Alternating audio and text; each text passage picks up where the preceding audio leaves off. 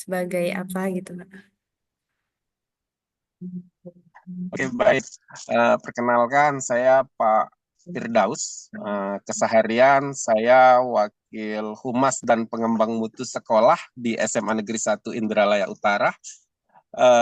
Selain itu, saya juga dipercaya oleh Dirjen GTK Kemdikbudristek sebagai eh, asesor untuk program guru penggerak dan juga sebagai asesor untuk program sekolah penggerak.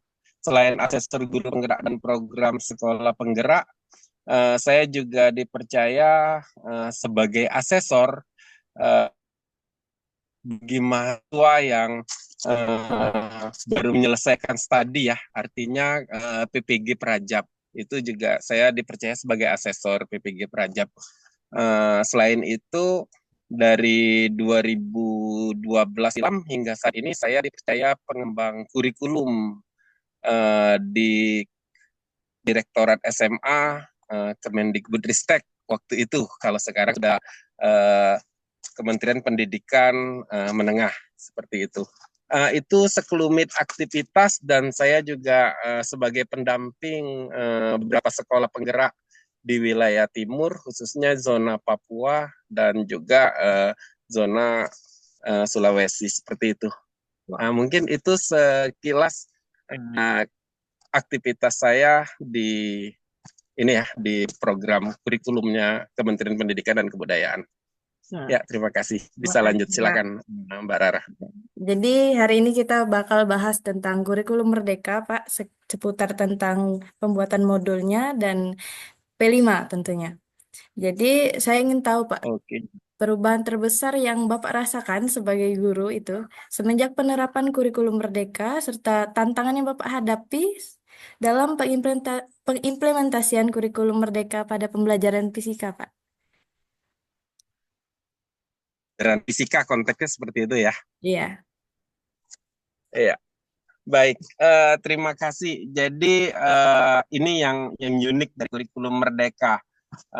Yang pertama, ketika kita eh, mencoba mengimplementasikan di sekolah, yang disorotin pertama kali ini yang unik.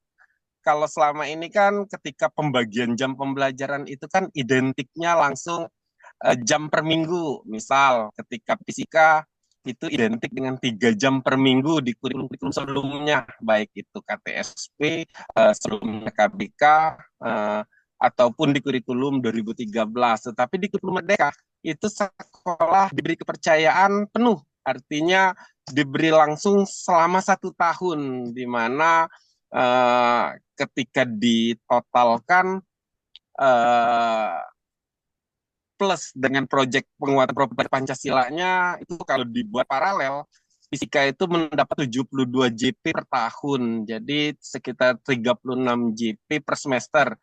Nah, yang uniknya di Indralaya Utara itu akhirnya kita mencoba membuat skema yang berbeda dengan sekolah banyak. Ya, artinya kita mencoba membuat dalam bentuk dua sistem blok bergantian. Jadi di minggu pertama di minggu pertama di semester awal di 3 bulan pertama itu akan diisi mapel-mapel umum seperti agama, bahasa Indonesia, bahasa Inggris dan lain sebagainya. Tetapi di 3 bulan berikutnya baru diisi fisika, kimia, biologi, ekonomi, sosiologi. Itu unik yang pertama.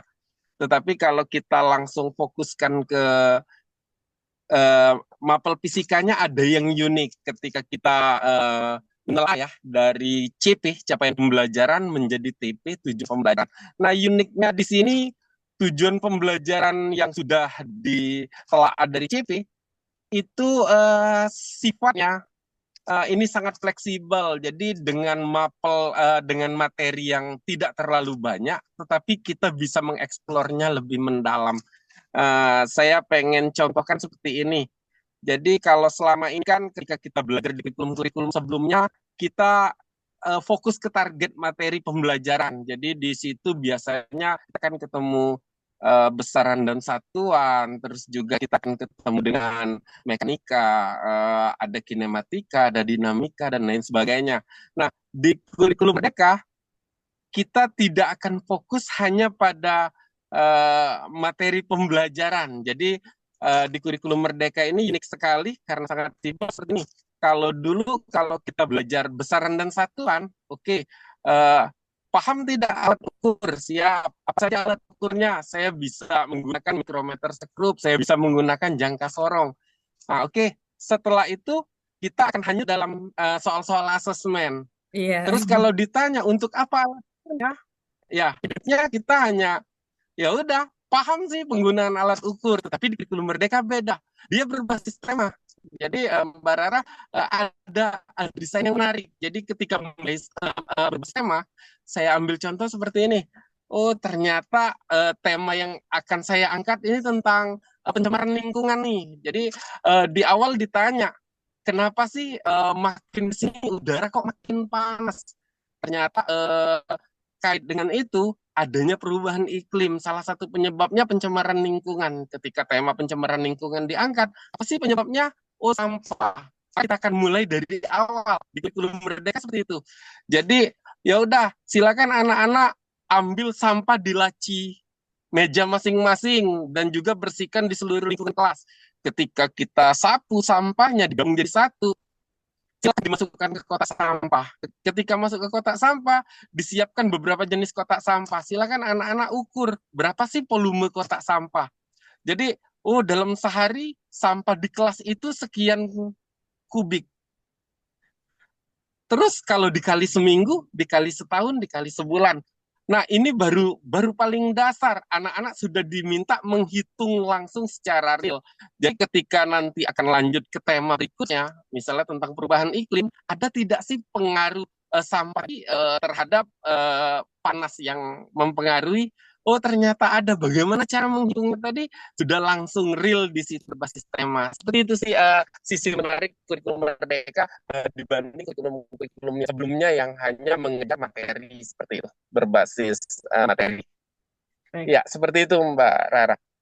Kalau untuk teknologi dalam pembelajaran itu, Bapak menggunakan apa tuh, Pak?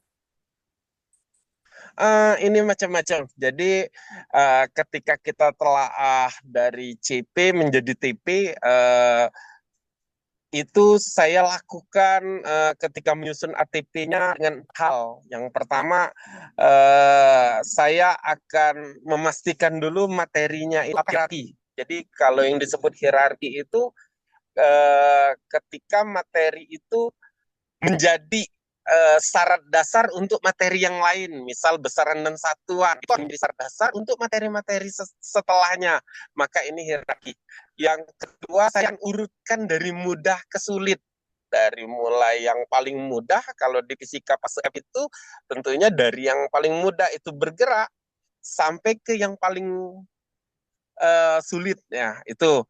Yang ketiga dari yang paling nyata ke yang paling abstrak. Jadi kalau tadi ini ya udah kita bisa rancang nih. Oh kalau yang bergerak kan kasat mata nih bisa lihat. Oh saya posisi ini terus bergerak ke situ perubahannya berapa sampai ke nantinya yang paling abstrak itu di atom. Nah jadi terkait dengan teknologi ketika yang dia bersifatnya gerak, saya biasanya langsung eksperimen langsung ataupun ada beberapa hal yang bisa dipakai untuk praktek gerak nih. Tetapi kalau dia sudah dalam bentuk abstrak seperti atom, udah saya biasanya memanfaatkan PET, simulasi PET, Colorado dan lain sebagainya. Jadi ada beberapa yang sangat sulit untuk dijelaskan secara kasat mata, maka labor virtual seperti PET akan sangat sangat berguna dalam pembelajaran saya. Tetapi kalau untuk asesmen seringkali saya mencoba mengadaptasi seperti menggunakan quizzes dan lain sebagainya, termasuk pemanfaatan AI ya. Jadi saya mencoba lebih mendalami pembelajaran bermakna dengan anak-anak memanfaatkan AI sehingga saya bisa mengoptimalkan pertanyaan-pertanyaan pemantik seperti itu, Mbak Rara. Berarti bervariasi ya, Kak. Terus untuk model Ya, pembelajaran wajib bervariasi. model pembelajaran yang sering Bapak gunakan itu model pembelajaran apa, Pak? Kalau di kurikulum Merdeka karena sifatnya berbasis tema, saya lebih senang ya, lebih nyaman itu ketika berbasis produk ataupun berbasis project. Jadi lebih lebih fokusnya ke PJBL sebenarnya, meskipun terkadang discovery learning sering juga disisipkan, tetapi di akhir semester karena target saya tidak ingin menagih yang sudah lunas. Jadi selama 3 tahun pelaksanaan kurikulum Merdeka, saya sudah meninggalkan uh, untuk asesmen sumatif akhir, artinya semester ganjil dan semester genap, itu saya sudah berbasis produk. Jadi silakan anak memaparkan dengan podcastnya, dengan produk yang dihasilkan, itu silahkan dipilih dan menyocokkan CP mana yang mereka merasa jauh lebih nyaman. Tetapi kalau untuk asesmen yang lain seperti asesmen akhir ini lingkup, saya biasanya tetap menggunakan asesmen tulis karena untuk mengetahui seberapa jauh capaian pembelajarannya. Seperti itu sih Mbak Rara. Terus saya ingin bertanya tentang proyek. Bagaimana aktivitas belajar peserta didik melalui penerapan P5, Pak, tentunya dalam pembelajaran fisika. Oke, sekarang saya garis bawahin dulu biar tidak terjadi miskonsepsi. Jadi ketika di kurikulum Merdeka ada penggabungan jam pembelajaran antara intra dan kokurikuler. Jadi kalau intra pembelajaran itu sendiri adalah masing-masing mata pelajaran, tetapi kokurikuler itu adalah pembiasaan-pembiasaan baik seperti proyek penguatan profil pelajar Pancasila. Nah, jadi ketika kita memulai proyek penguatan profil pelajar Pancasila, otomatis semua guru yang terlibat, kita namakan dengan fasilitator, itu memfokuskan diri pada pendampingan si peserta didik eh, tanpa embel-embel mata pelajarannya. Jadi ketika Pak Firdaus nih berperan sebagai fasilitator proyek penguatan profil pelajar Pancasila, maka Pak Firdaus akan melepas jaket fisikanya dan akan fokus pada tema yang akan dibahas. Jadi saya pengen memisahkan kalau kita cerita proyek, maka kita akan keluar dari embel-embel mata pelajaran, tetapi ketika kita mendesain pembelajaran, kita juga menanamkan atau menilai penguatan profil pelajar Pancasila di dalam pembelajaran fisika. Nah, jadi ini dua hal yang berbeda. Baik, Ketika kita merancang RPP atau modul ajar, kita akan memberikan penekanan-penekanan atau fokus-fokus khusus bagaimana menyiapkan pembelajaran yang nantinya melibatkan penguatan profil pelajar Pancasila. Tetapi kalau cerita tentang P5-nya, proyek penguatan profil pelajar Pancasila, ini tidak akan ada kaitan sebagai guru fisika karena ketika kita terlibat sebagai fasilitator kita akan tinggalkan embel-embel sebagai guru fisika. Nah, sekarang saya balikan dulu pertanyaan, mau pembahasan ke P5-nya dengan saya lepas embel-embel sebagai guru fisika atau ketika saya merancang pembelajaran dengan penguatan profil pelajar Pancasila. Ini dua hal yang berbeda. Seperti itu Mbak Rara. baik, Pak. Mungkin saat saya bertanya mungkin saat siswa apa ya melakukan P5-nya, Pak, terlepas dari pembelajaran fisikanya, Oke, baik. aktivitas mereka. Ya, jadi ketika kita melaksanakan P5 di Indralaya Utara, praktik baik yang pernah kami lakukan eh, sampai saat ini itu terjadi di semester kemarin. Jadi ketika kita mengangkat tema Bhinneka Tunggal Ika. Di sini kenapa mengangkat tema Bhinneka? Yang pertama SMA Negeri 1 Indralaya heterogen karena siswanya berasal dari banyak daerah. Ada yang dari Kisam Oku Selatan, ada yang dari eh, Gelumbang, ada yang dari Pali, ada yang dari ini ya, hampir-hampir di beberapa daerah dan kurang lebih 40% itu putra kebanggaannya Ogan Ilir yang ada di asramanya SMA Negeri 1 Indralaya Utara. Jadi memang sangat heterogen sekali. Nah, terkait dengan itu tentunya ketika kita cerita, wah ini ada anak-anak yang berasal dari salah satu kecamatan Tanjung Batu. Nah ini kan identik dengan kecamatan yang identik dengan pondok-pondok pesantrennya, dan begitu juga ada beberapa alumni yang keluar dari MTS ataupun SMP IT dari beberapa pondok yang memang sudah ternama seperti Raudatul Ulum dan Al Ittifaqiyah.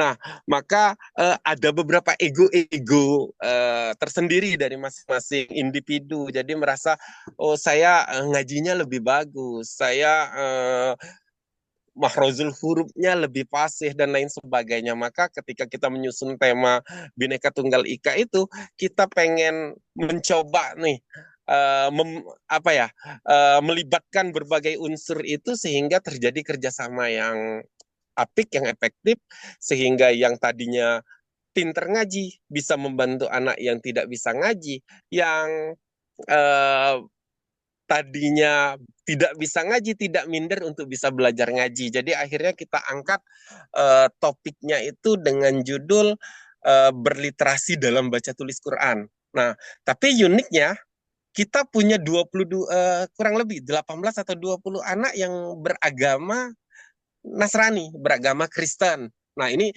dengan tema yang ini jadi tantangan kami sebagai fasilitator bagaimana mengkolaborasi antara anak-anak muslim dengan keterbatasan mengaji sampai ke anak-anak yang lumayan dan mahir mengaji, dengan nantinya menginkludkan ke anak-anak yang non muslim yang tentunya bagaimana bineka ini akan muncul. Nah, jadi klimaksnya ada di situ sampai akhirnya kita pecah menjadi 4 kelompok. Jadi kelompok yang pertama yang ngajinya mahir, mahrozul hurufnya benar, panjang pendek harokatnya pas. Yang kedua kita kelompokkan anak yang ketika di seleksi itu yang bisa ngaji, bacaannya pas, tetapi harokatnya masih ini mahrozul hurufnya juga penyebutannya masih kurang baik. Dan yang terakhir yang anak-anak levelnya ikro yang memang belum bisa ngaji, ini yang untuk di kategori literasi baca Quran.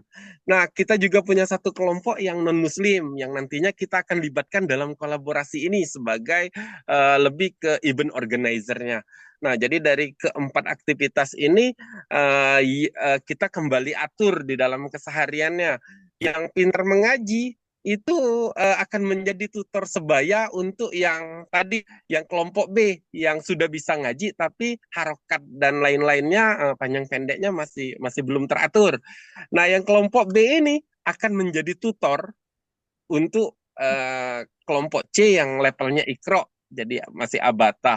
Itu kita lakukan setiap hari dengan durasi 2 jam karena kita menggunakan sistem paralel dan terlibat seluruh seluruh siswa yang ada di situ dikelompokkan.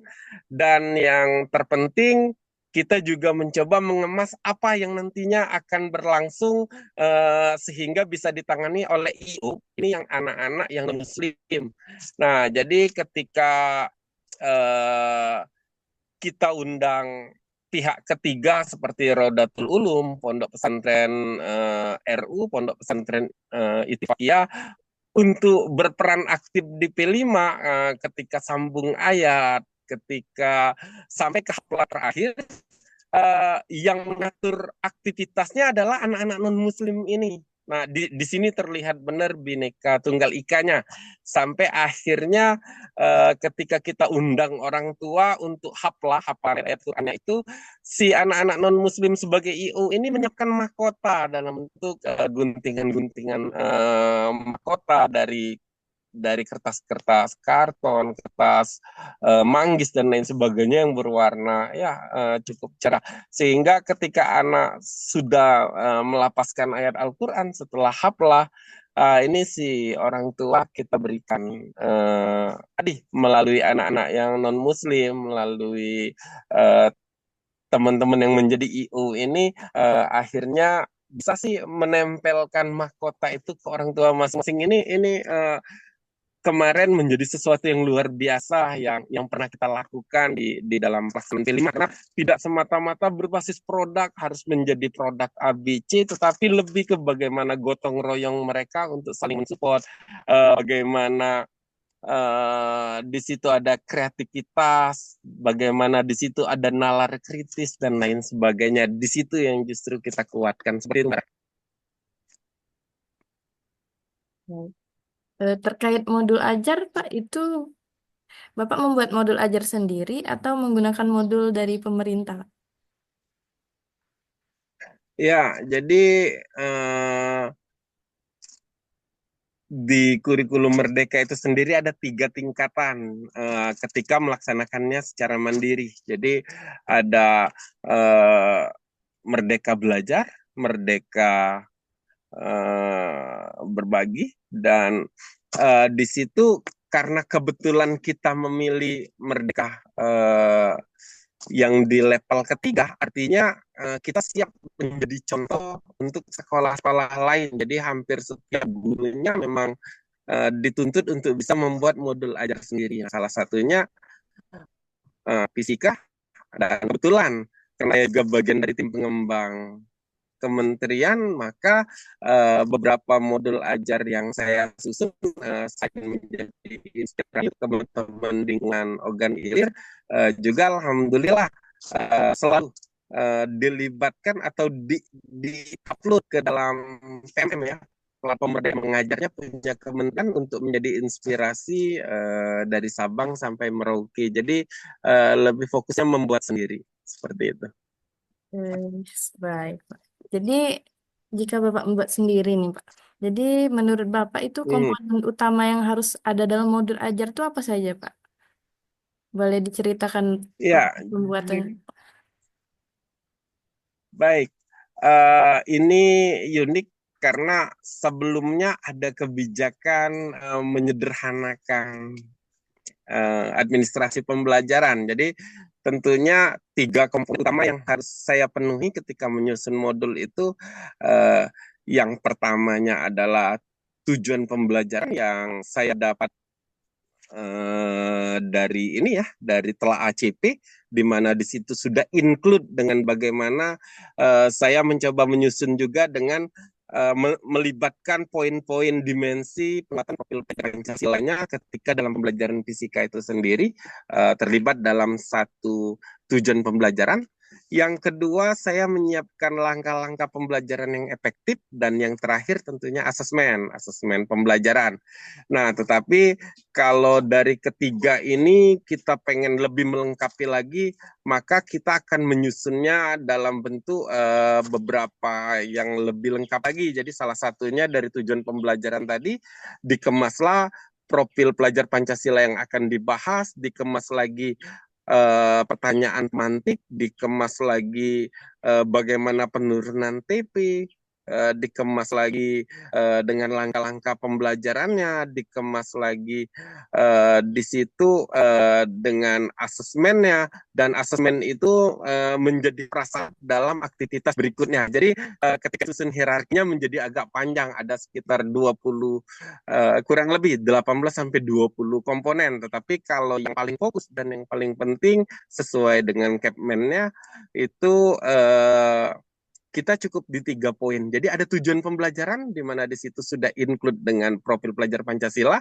ada langkah-langkah pembelajaran, dan yang terakhir tentunya kita juga menyiapkan asesmen untuk menelaah sudah berjalan atau belum langkah pembelajaran, sudah sampai atau belum dengan tujuan pembelajaran yang dituju. Seperti itu sehingga kita akan dapatkan KKTP yang sesuai